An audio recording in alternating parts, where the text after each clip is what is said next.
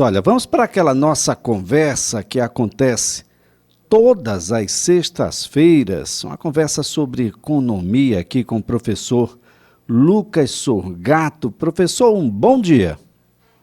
Bom dia, Elias. Bom dia, ouvintes. Bem, professor, estamos chegando aí na reta final, estamos a 2 dias das eleições do primeiro turno.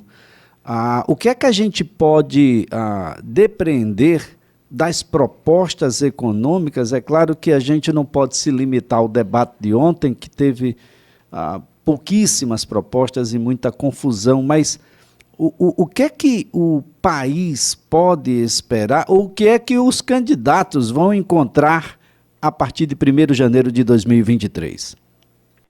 Elias, de fato, infelizmente, a gente não consegue se basear pelo debate de ontem, né? Foi um tanto quanto vergonhoso, por assim dizer. Mas acontece. Bom, o que a gente tem que olhar então, Elias? Pegar aqui primeiro no nosso quesito de análise. Dos 4 principais candidatos, eu vou colocar principais porque tem a maior intenção de votos, né? Pelo menos que as pesquisas mostram. Lula, Bolsonaro, Ciro e Simone Tebet são os 4 principais. E eu vou focar aqui hoje com a gente, Elias, mais nos 2 principais, que seria o atual e o ex-presidente Lula, tá? Bom, vamos lá. Quais são as principais propostas do atual presidente Jair Bolsonaro? Ele coloca aqui um que ele já comentou na última eleição, que seria, por exemplo, a questão de manter ou de melhorar, por assim dizer, a tabela do imposto de renda pessoa física. Tá? Ou seja, de fazer o reajuste inflacionário nela. Isso daí, pensando no cidadão, Elias, é muito interessante. É muito interessante porque deixa recurso disponível para aquela população, para aquele profissional que ganha, né, acima de R$ 1.900, vamos colocar esse valor já para o ano que vem, tá? R$ 1.900, R$ 1.850, já começa a pagar imposto de renda. Então, quando você faz a atualização dessa tabela para um valor de 5, 6, 7, por assim dizer, você vai ter menos gente pagando imposto de renda, sobrando recursos e movimentando a economia.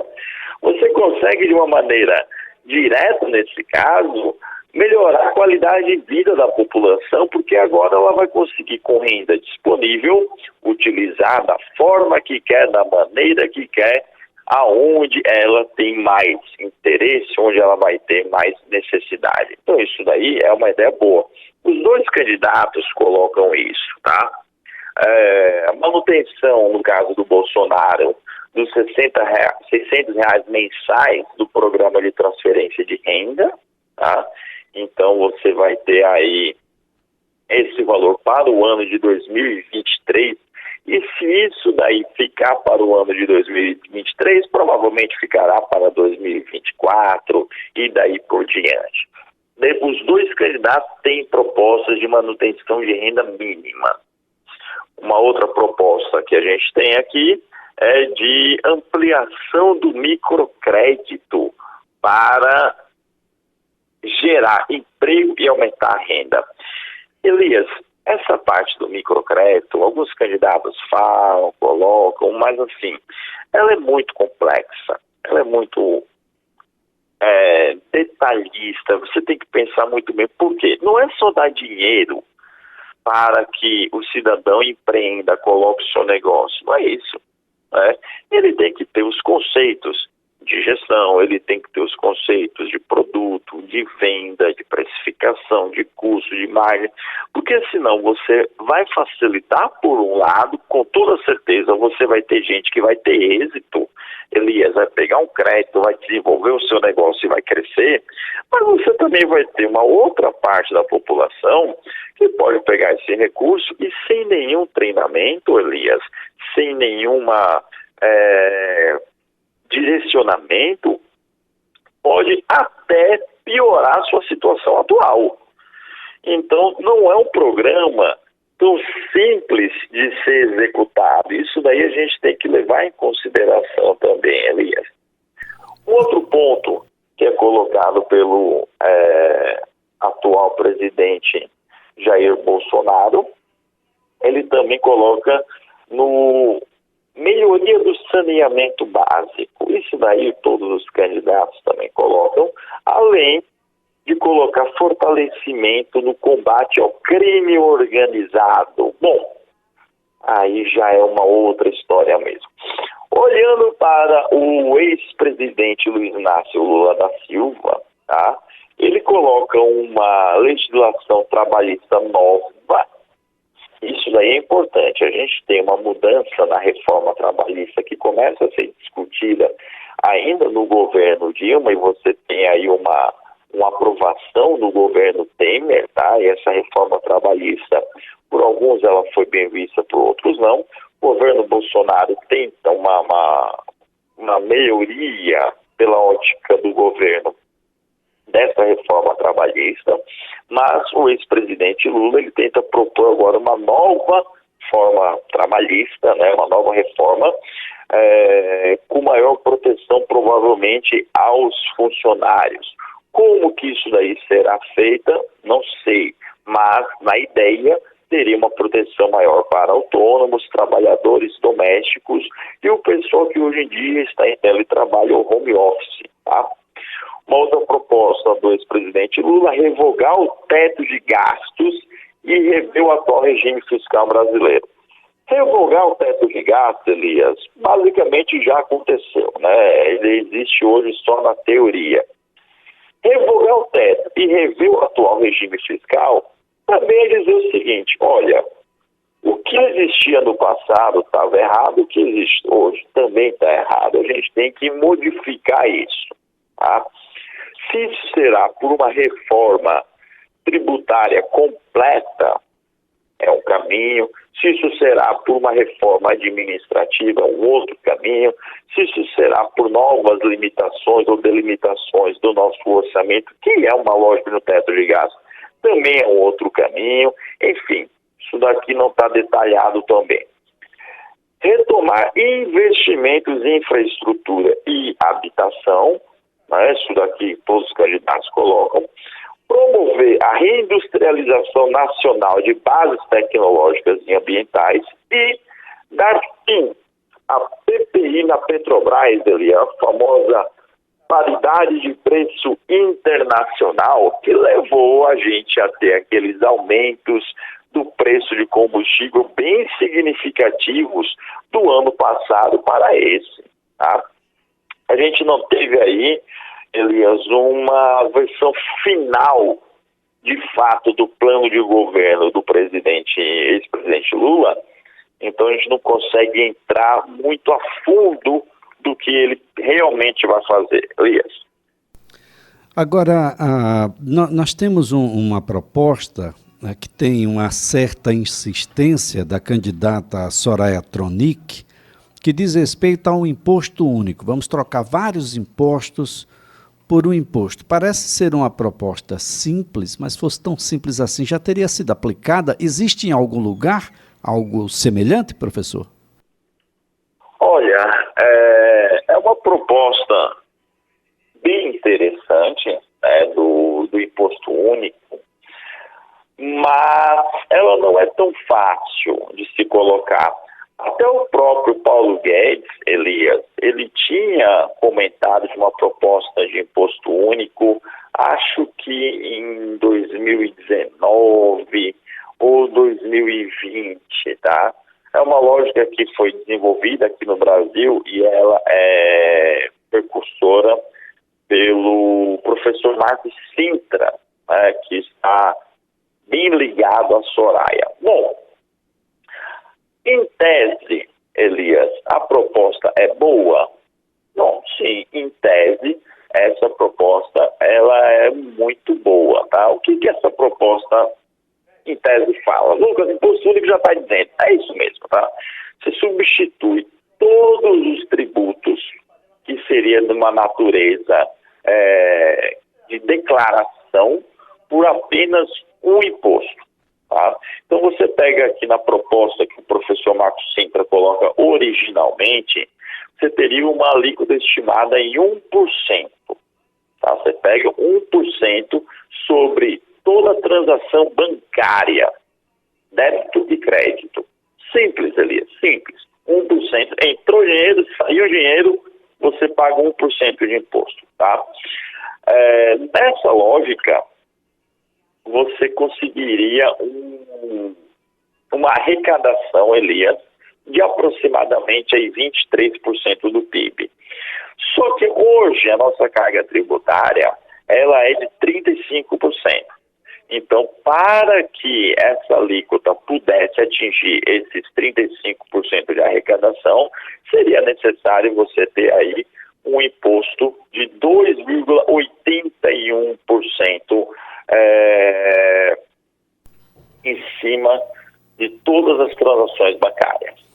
Agora, tem professor, tem vantagens? Que vantagens?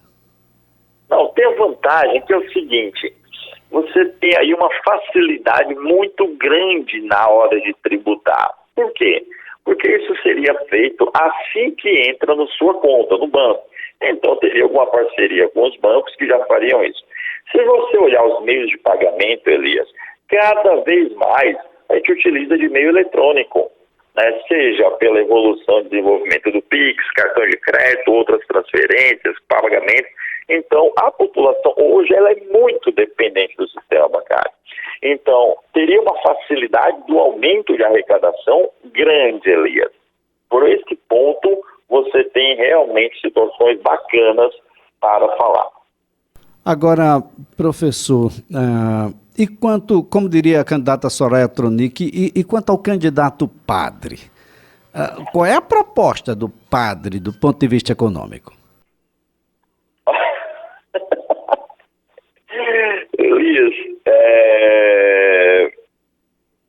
esse padre ele tem que ser bem estudado, né? Ele apareceu porque o grupo que o apoia tem uma representatividade na Câmara, então de fato ele pode aparecer, tá?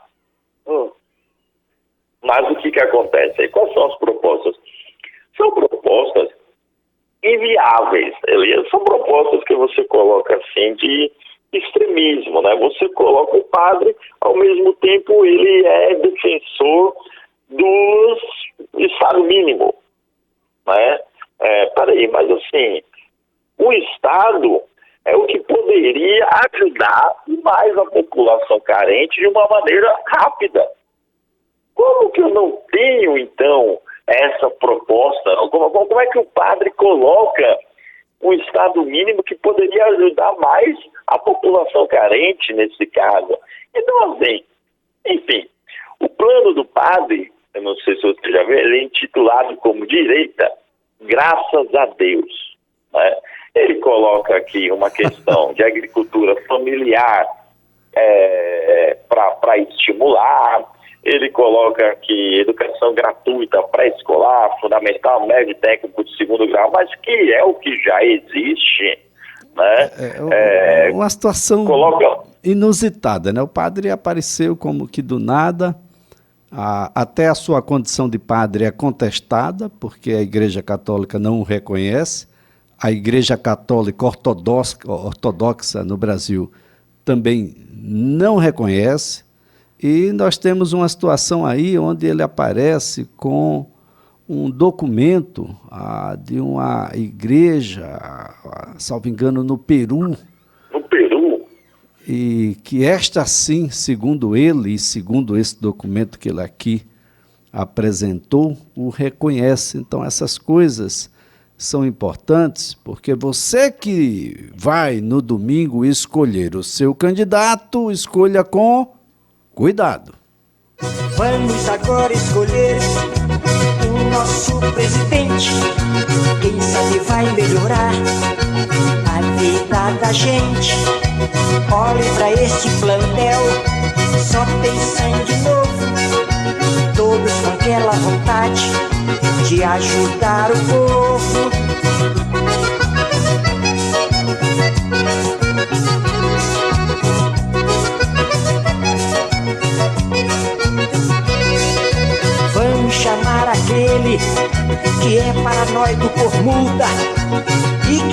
perseguido naquela força oculta. Esse senhor que falou agora é um candidato muito infantil. O que nós precisamos é de um homem experiente como eu. E devolva o meu copo. Vocês vão votar nele.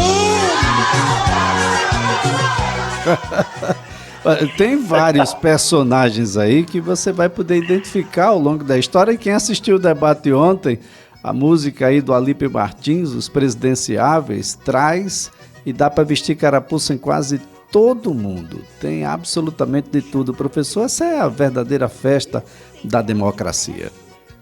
Com toda certeza, Elias. Bom, espero que o próximo candidato, de fato, quem quer que seja, possa ajudar o Brasil a se desenvolver nos próximos 4 anos. Mas vai pegar um Brasil bem difícil, né, professor? Seja quem for. Vai pegar um Brasil muito complicado, Elias. Professor Lucas Surgato, sempre um prazer tê-lo por aqui. Um excelente dia, um final de semana muito próspero, de modo que a gente possa ir com muita tranquilidade, serenidade e responsabilidade escolher aqueles que vão nos representar a partir de janeiro, professor. Com toda certeza, Elias. Bom final de semana para você, todos os ouvintes, e escolham com sabedoria. Olha, professor Lucas Surgato é economista e professor universitário. Me estranha como esses homens políticos experientes podem dizer tantas asneiras, não é verdade? Vamos subir a rampa do Planalto! Vocês vão votar nele.